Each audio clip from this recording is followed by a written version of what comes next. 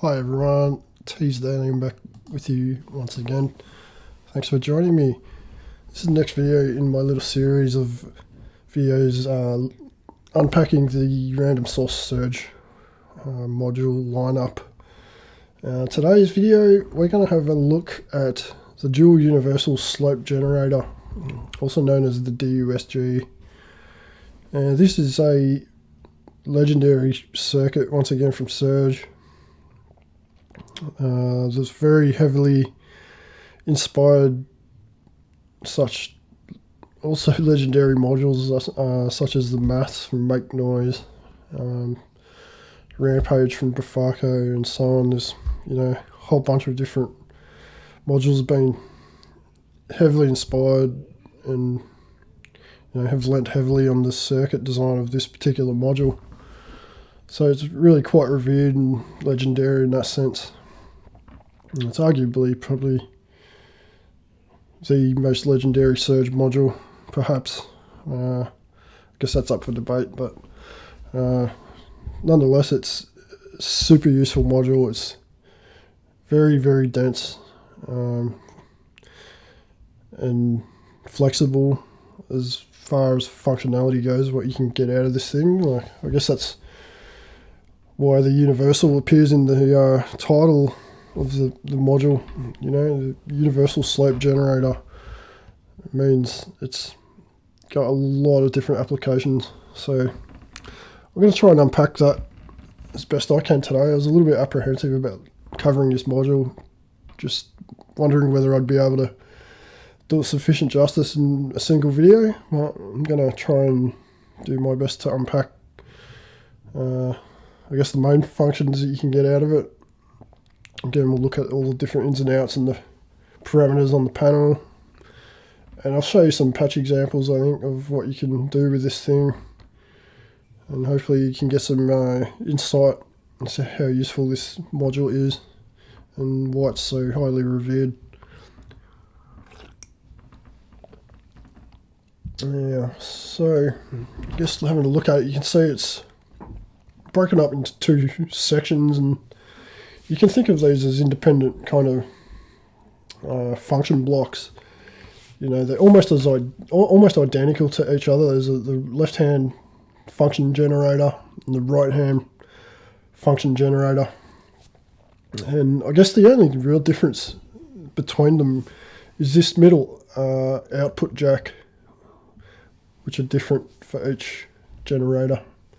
Besides that, they're almost functionally identical, but they can be used in conjunction with each other in several really useful ways, and we'll look at that in a moment. But I guess we'll outline the ins and outs and the parameters. So we've got these boxed in sections along the top with 3 jacks of each. These are the outputs. So the left-hand side output is marked with the white colouring, and that is our sort of main signal output from the module. Depending on how you decide to use this module, that's going to output a signal. It can be either an audio signal or a modulation signal. And I guess that's one thing to note.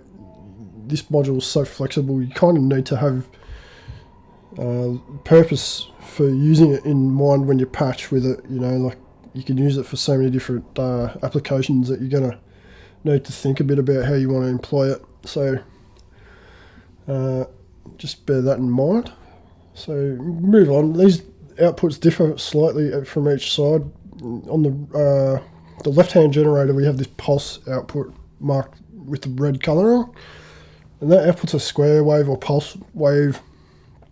And the pulse width can also be controlled and determined by these rise and fall parameters at the bottom, which are quite important for just the overall functionality of the module, which I'll unpack soon. And then the right-hand generator, we have this black coloured BP out, which means bipolar in this case. So it's outputting a signal that's operating in the range of negative 2.5 to positive 2.5 volts, I believe. and that means it's swinging from a negative voltage to a positive voltage, which is useful for, you're trying to, get a bipolar modulation, for instance. Typically LFOs operate in that sense. So that's, pretty useful to have. And you just got to think about it, which side to use depending on how you want to apply it. So the right-hand output is this red-coloured end output, which outputs a trigger at the end of its function. Okay, so these function generators, we call them slope generators, have a function that you can either have, you can either trigger it with this trigger input here that's also marked red, and that will trigger the function to perform its, function. That depends on its rise and fall times here and as to how that behaves, but effectively you can actually have the function cycle in what's known in Serge talk as cycling on itself. So we have this toggle switch in the center of each generator here that is marked cycle, and if we toggle that, we can now see the LED like pulsing, which indicates its cycling behavior. And the rate of that behavior is determined by the rise and the fall parameters, which are time domain based controls, which I'll come back to again in a moment. So these function generators can either be triggered to perform its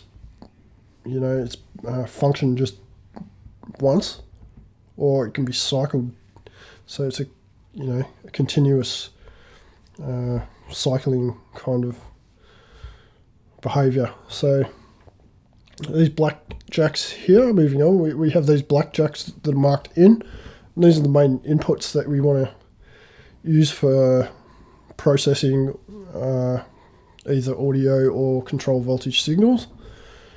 And then on the left hand side we have these white jacks marked with the 1 volt per octave input, and these are rather useful inputs for having the function track. Say for instance, if you're using it as an oscillator, you can get it to track at the 1 volt per octave scaling protocol. It's pretty useful, and this is actually this is a big difference. It's, as far as I know, this is the big difference between this particular module and make noise maths. For instance, if you compare them, the maths does not have the 1 volt per octave input, and it's not a trivial thing really. Like if you're going to work with this in the audio range and want to use it for musical applications, it's it's pretty useful to have that for making an oscillator track in a melodic sense. So it might seem trivial, but it's really it's quite a useful jack to have. So that's why this particular module is so much more useful in that application than what maths is. I mean, I like the maths for different reasons, but if I'm working in audio rate ranges, then definitely want to be using this as opposed to that.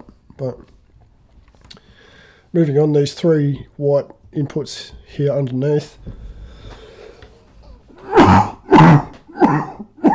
Oh, excuse me. There's all this COVID stuff getting around, I think. These 3 jacks are voltage control inputs that affect the 2 sides, the rise and the fall respectively, and the one in the center actually controls both simultaneously. So that's useful for actually you want to modulate both the rise and fall together to keep a waveform sort of intact, you know, like as it scales up and down the different rates. So that's pretty useful. And then we have, obviously we have the 4 pots here.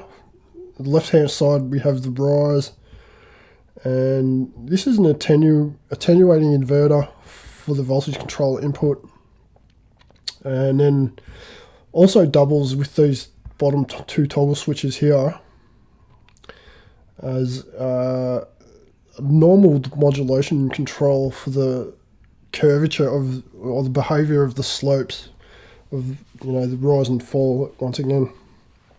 So what that means, I guess, is originally, you know, like random source have been good in, you know, putting these jacks onto the module. They like shortcuts, as I think I explained in some previous videos, but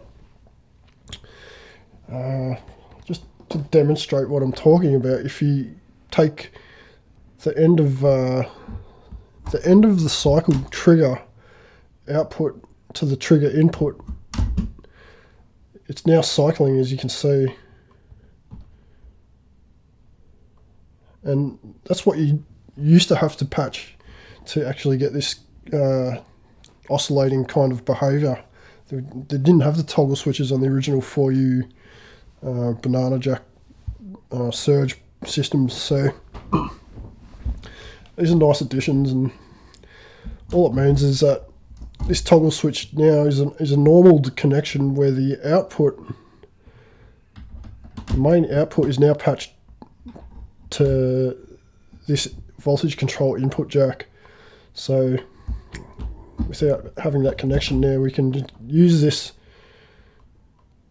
attenuation or inverting attenuator to influence the shape or the curvature of the rise or fall respectively.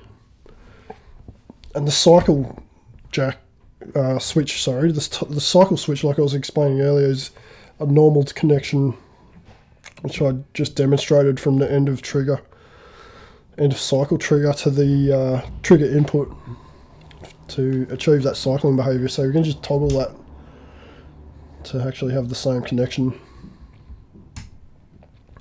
Okay, so that in a nutshell is what each of the sections are, you know, the slope of function generators actually have. But I guess it's not obvious, but you can actually patch up and make these serve a whole range of different functions. So I've just made a few notes because it's probably quite a bit there. I hope I can unpack this, you know, proficiently. But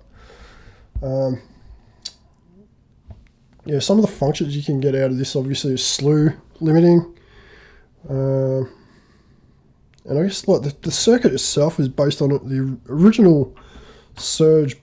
There's a pair of modules actually that were slew limiters, the positive slew and the negative slew, and that translates to the rise and the fall here respectively. Like your rise side is your positive slew, and then the fall side is the negative slew.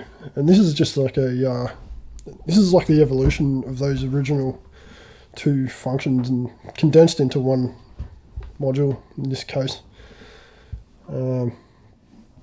So yeah, you can have slew limiting, and I guess if you don't know exactly what slew limiting entails, is basically it allows you to control the rate or the time it takes to, you know, move from one discrete voltage to another. So effectively, if we look at the control, like I was saying, it's based on the time domain, so it controls the rate, and somewhat similar to an envelope, like the controls of an envelope based in time domain also control the amount of time it takes for a signal to, you know, the attack is likened to the rise, decay can be likened to the fall, you know. With this particular module though, as you increase the parameter clockwise, you're increasing the rate. So what that means is it's going to decrease the time it takes to move from one voltage to another. So effectively, it behaves like backwards to a typical envelope. Whereas, you know, if you increase the attack parameter, you're going to increase the amount of time it takes to, you know, move from one stage to the next. So they're kind of reversed, although they are similar in behaviour. Now, yeah, like I say, that's sort of basic behaviour of slew limiting. So with that, you would use that to achieve sort of portamento glides between notes. So you would apply a control voltage at the input that's, you know, sub-audio rate, or like I said, control voltage, and then the output would go to the volt per octave input, for instance. I guess we'll demonstrate some of this in practice. We can just look at this module actually and sort of demonstrate the majority of these functions without actually needing to look at other modules. So if we cycle this side on itself, we can hear, we'll take the output and we can hear it, and increase that. Just have a look on the scope here. It's probably not quite in the audio range.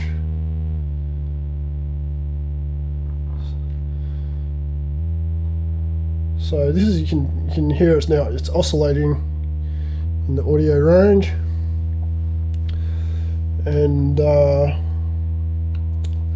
look, we have this, the rise and fall control the frequency and also the wave shape simultaneously.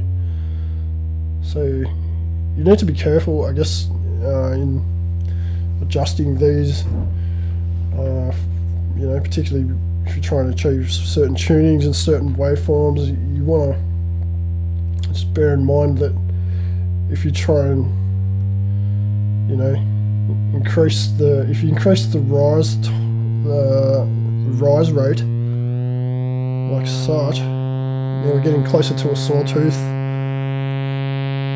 with a sharp rising edge. You can see it influences the frequency as well.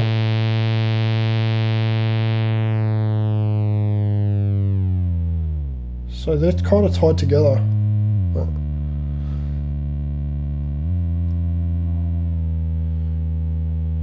You can use those to control each of those. Like you can obviously go from a sharp rising edge with a falling edge sawtooth, falling slope, and if we bring these parameters close to each other respectively, you end up with something similar to a triangle wave. You know, more triangular. And then if we increase the rate of the fall time, we have more of a rising sawtooth wave.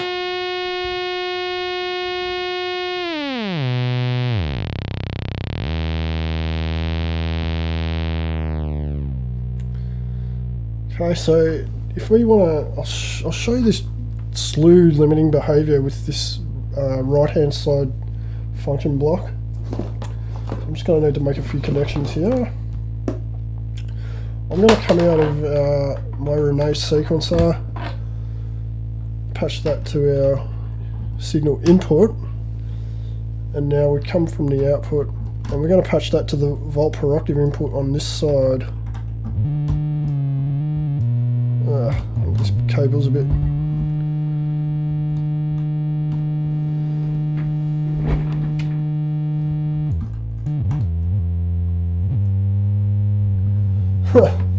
cable's a bit, just seems to be a bit wonky there. That cable might be on its... yeah, it seems a bit dodgy. Anyway. I'm just using Relay as a bit of a stored voltage block at the moment, so I can select from a bunch of different stages set to different voltages. And if we decrease or turn these parameters anti-clockwise, we're going to increase the amount of time it takes to move between these voltages. So you can start to hear that slew and slide between notes. And it can get quite slow, like such. It can get even slower if you engage these shortcuts, and then going anti-clockwise means you're going to get more of a logarithmic kind of slope, so it can get really quite slow.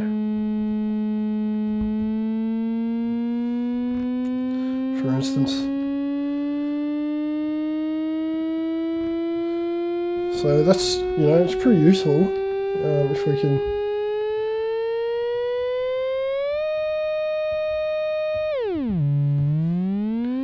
obviously, the bigger the distance between the voltages, the more time it's going to take to come and go.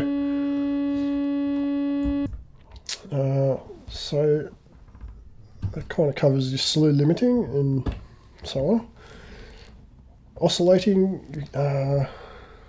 looked at basic sort of functions as oscillations. Obviously, basically the difference between an oscillator and an LFO is the rate at which they're operating, so you can use the rise and fall times to control the rate,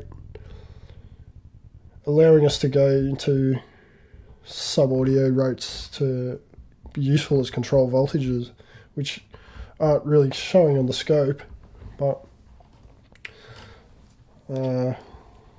what we'll do is just increase that back to the audio range. We'll use the right hand generator to demonstrate. So if we cycle this side and increase some of this modulation depth, you can now modulate the rise and fall times by coming into the both input. You can hear that influencing the frequency.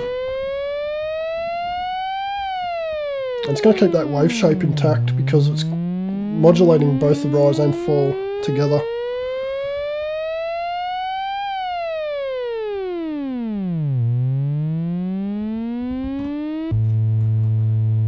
So I guess you can use this side to, if we increase the rise time, it's now virtually like a decay envelope or decay cycle. It's a slow falling modulation.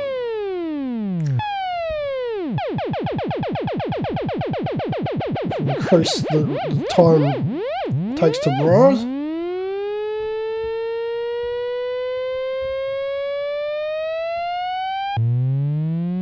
So we get a rising modulation.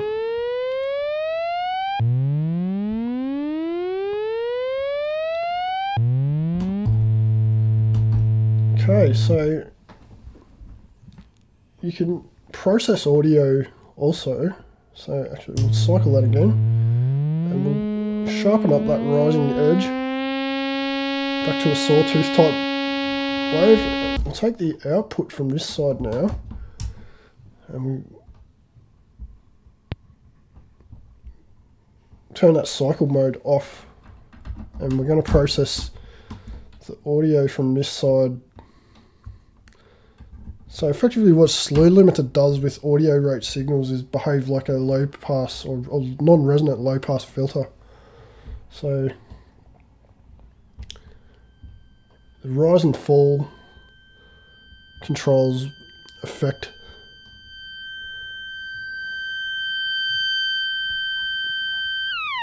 Turn the frequency down somewhat. Yeah, the rise and fall times sort of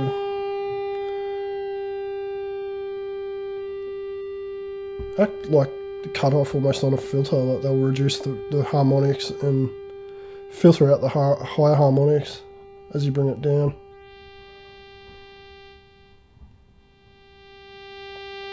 Particularly the rising side.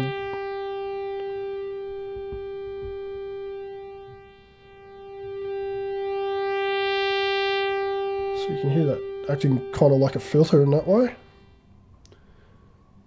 And then if you add an, say, an envelope, for instance, I'll just patch up a quick envelope. So I have 2 of these DUSGs in my case, so I can get a whole bunch of functionality. I don't have to think too hard about how I want to use the module because I have enough instances to get, you know, a lot of flexibility. That's why it's such a useful module. But we'll come into this. And you can see that sort of triggering just like a low pass gate effectively now.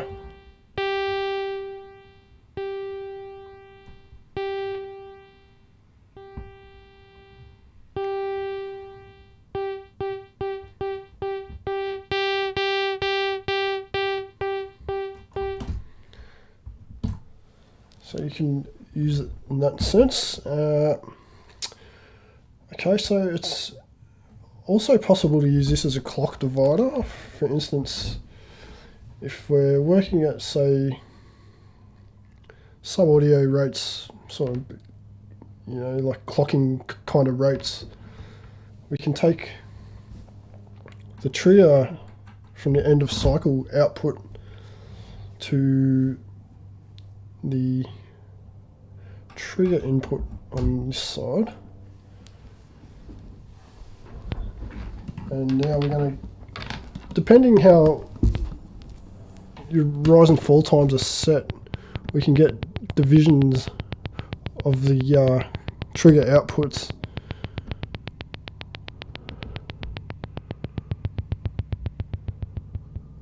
Like so.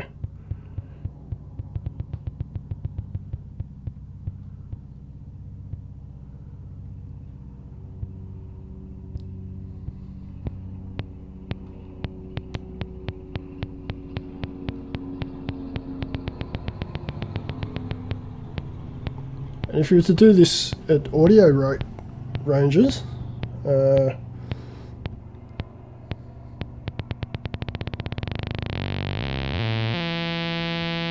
perhaps if we came from the square, the pulse output to the audio input, actually, I'll leave that.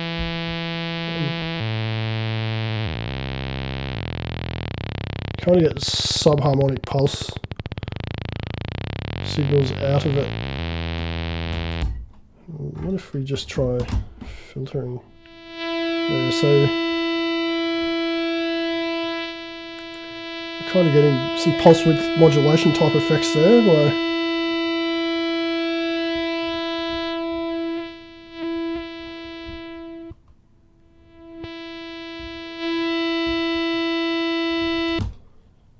And the difference here actually plays a bit of a role. If we're going to use this pulse output on the left-hand generator and use the right-hand generator as an oscillator, if we were to patch the output of that to this input and come from the pulse output,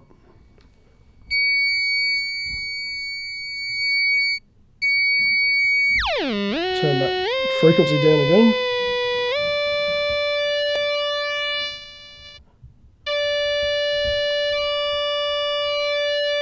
Again, we have pulse width modulation.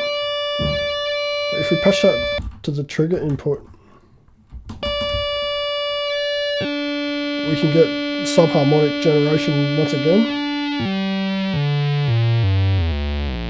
Or the oscillator sync kind of effect.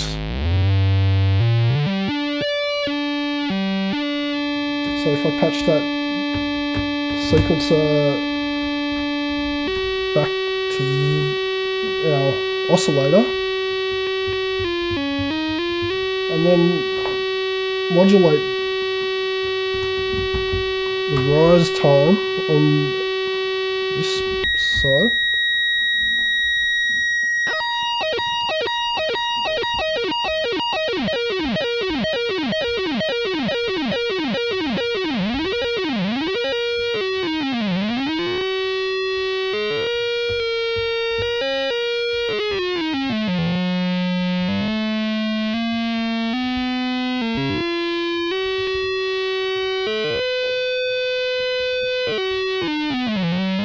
Kind of get that.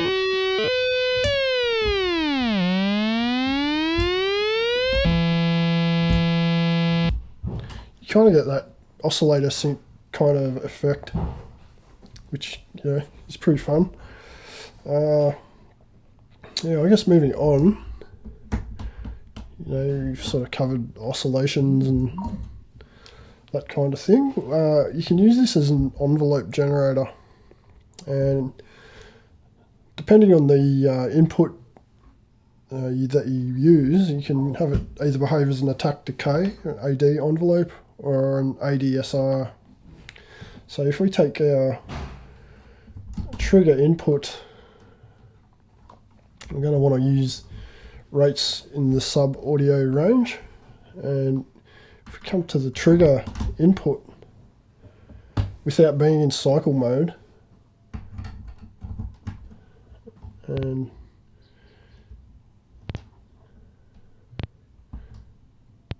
we have like a simple attack decay envelope, and I'm gonna actually patch up my oscillator. So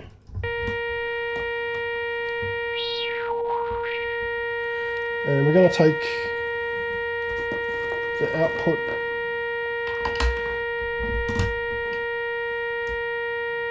from here to the voltage control input. So you've got this decay envelope now affecting the frequency.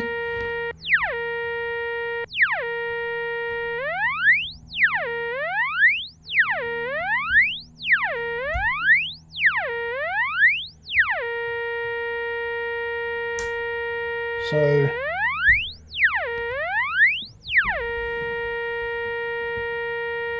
it's just triggering from another function generator here.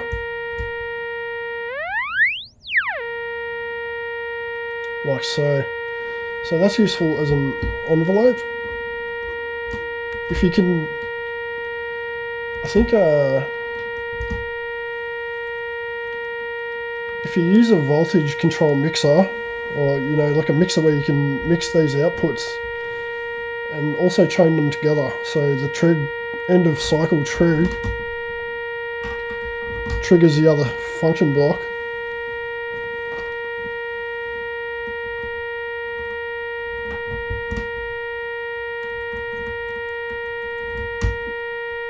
You can have these behave in a looping fashion where they're triggering each other, but you will need to combine the two outputs with a mixer to achieve what you could consider a multi-segment envelope.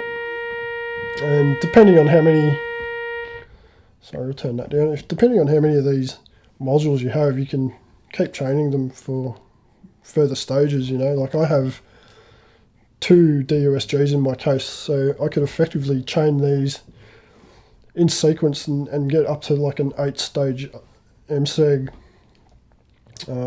if I mix the outputs, but it's just another application. I don't do that very often, but it's possible. Yeah.